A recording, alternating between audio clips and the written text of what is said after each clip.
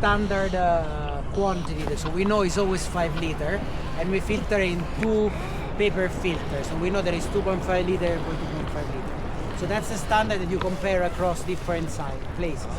So if you want to say, you know, this bay in South Georgia has more species than this other one, then you know that that's the standard way to compare. Then we have this one, and we usually do two plankton toes. The first one we collect the actual plankton and we look at it with the microscope.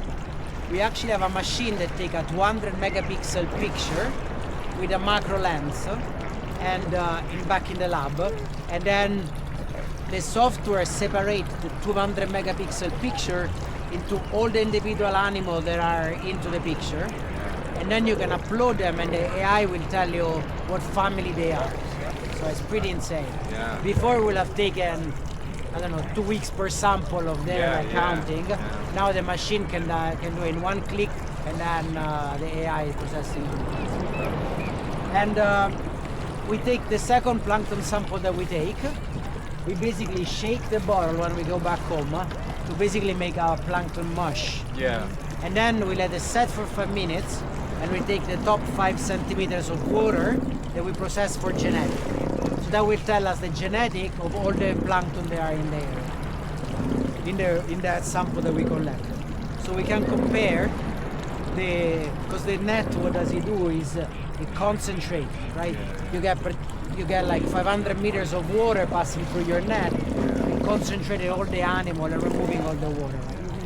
And then the last sample that we take is basically a little ball like this, attached to a 300 meter line, so it can go to the bottom. So we are 5 meters from the bottom, and you see there going up and down in the water column, and as little goes on sponges, they just passively absorb the water and the plankton and the DNA that is in it. So it allowed us to go basically standard 5 liter, 500 meters or 6 minutes of towing just a meter underneath the surface, and then all the way to the bottom. And that's the maximum sample that we can get.